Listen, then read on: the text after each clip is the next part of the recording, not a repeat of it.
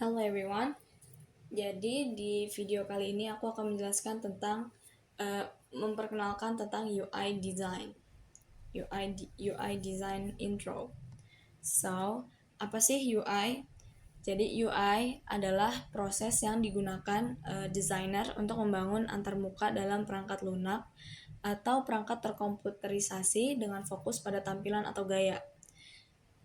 Jadi UI itu adalah proses yang digunakan oleh seorang desainer untuk membangun uh, gaya atau tampilan yang akan dilihat oleh user dari sebuah perangkat lunak atau perangkat terkomputerisasi.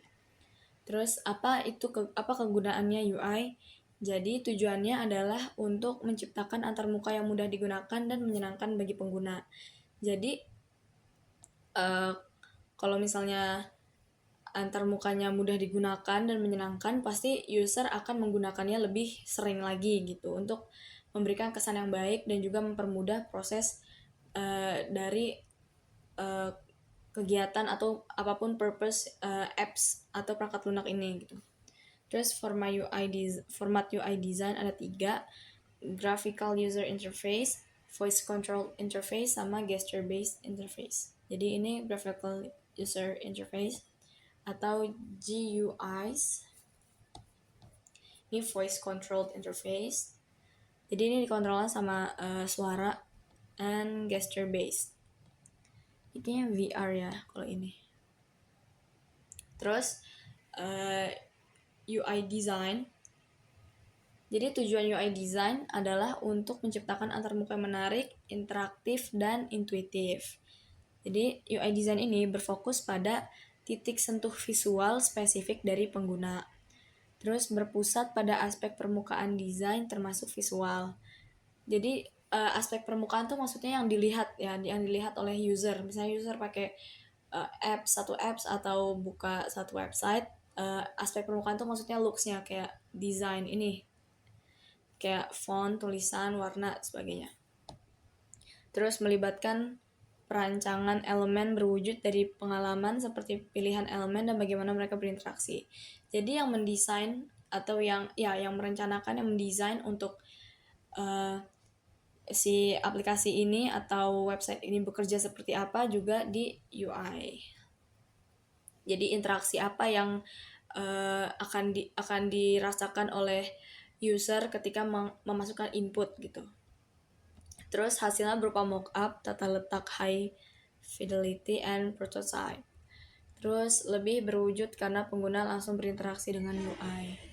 Terus kalau UX, jadi tujuan UX design adalah untuk mengidentifikasi dan menyelesaikan masalah pengguna. Jadi UX design ini berfokus pada pengalaman holistik pengguna. Jadi lebih ke feeling. Jadi kita lebih memikirkan bagaimana kesan dan feeling pengguna ketika menggunakan aplikasi atau website kita gitu. Terus berpusat pada strategi, struktur, dan desain interaksi, melibatkan mempelajari perjalanan pengguna serta merancang information architecture.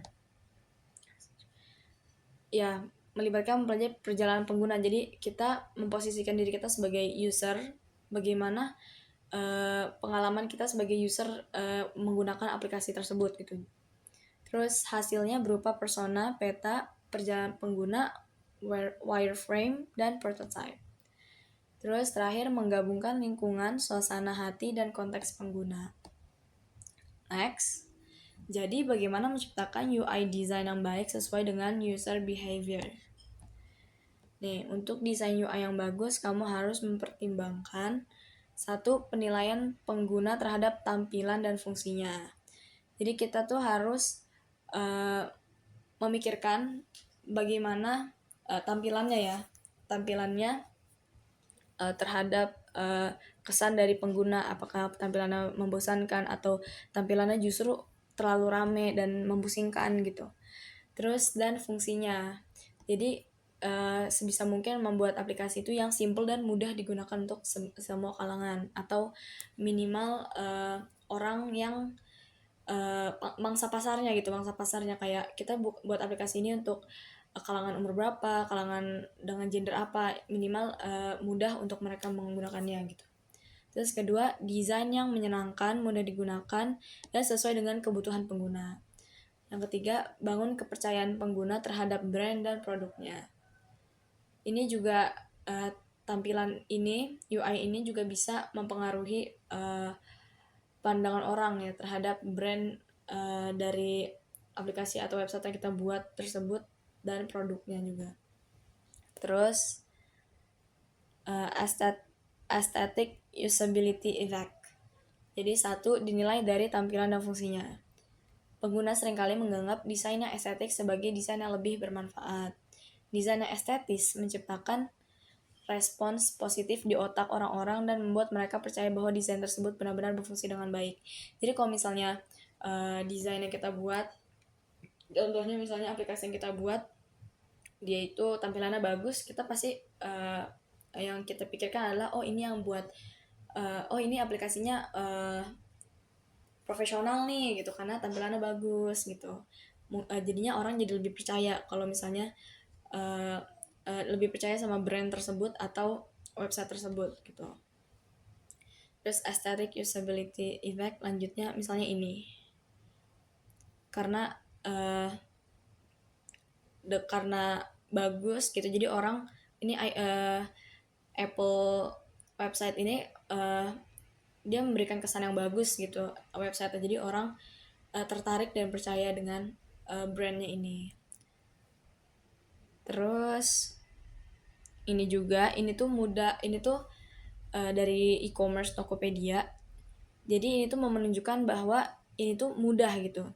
Jadi kalau ini tuh simple karena ini tampilannya simple dan mudah untuk digunakan. Makanya kenapa banyak orang tua atau orang-orang dewasa tuh menggunakan Tokopedia ini karena tampilannya lebih mudah gitu.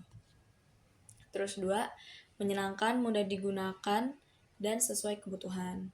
Jadi fokus terhadap kebutuhan pengguna dan fungsinya secara langsung, user centric.